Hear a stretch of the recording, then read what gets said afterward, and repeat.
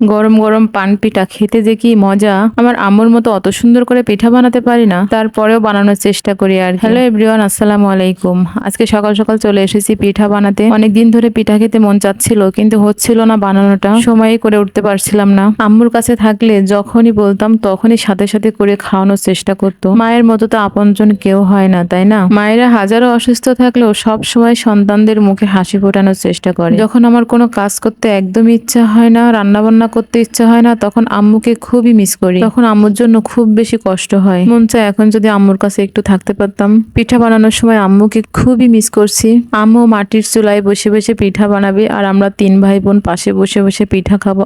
কি যে মজা, অন্যরকম একটা শান্তি। আমি পিঠা বানানোর জন্য সবকিছুই রেডি করে নিচ্ছি। পান পিঠাতে নারকেলটা না দিলে খুব বেশি ভালো লাগে না খেতে, আর বাদামটা দিলে আরো বেশি ভালো লাগে পিঠাটা খেতে। আমি কিন্তু বাদাম নারকেল দুইটাই দিয়ে দিয়েছি, আর হালকা কুসুম গরম পানিতেই কিন্তু আমি আটাটা গুলে নিয়েছি। আমি অল্প করেই বানাবো, কারণ আমরা 2 জন মানুষ খাবো তো, আর আমার ছেলে তো ছোট, খুব বেশি খেতে পারে না। আর এই পান পিঠাটা চিনি থেকে গুড় দিয়ে বানালেই বেশি ভালো লাগে।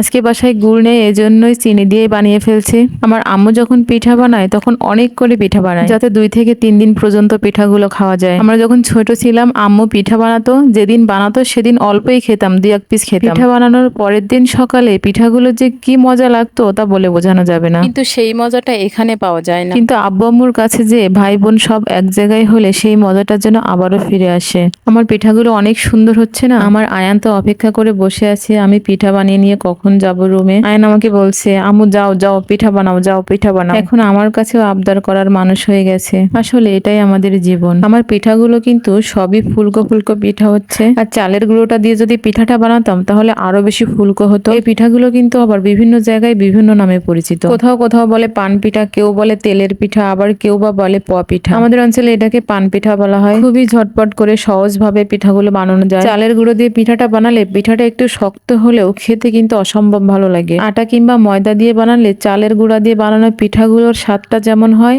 এই পিঠাতে তেমনটা স্বাদ পাওয়া যায় না। শুধুমাত্র আটা দিয়ে পিঠাটা বানানোর জন্য পিঠাটা কিন্তু অনেকটা নরম হয়েছে, এই জন্য সেই ফুলকো ফুলকো ভাবটা নেই। আর চালের গুঁড়া দিয়ে পিঠাটা বানালে একটু শক্ত হওয়ার কারণে ফুলকো ফুলকো ভাবটা কিন্তু থেকেই যেত। আমি খুব বেশি ভালো পিঠা বানাতে পারি না, কিন্তু যতটুকুই পেরেছি আলহামদুলিল্লাহ। তো বন্ধুরা, আজ এই পর্যন্তই। সবাই ভালো থাকবেন, সুস্থ থাকবেন। পরবর্তী ভিডিও দেখার আমন্ত্রণ জানিয়ে এখানেই বিদায় নিচ্ছি। আল্লাহ হাফেজ।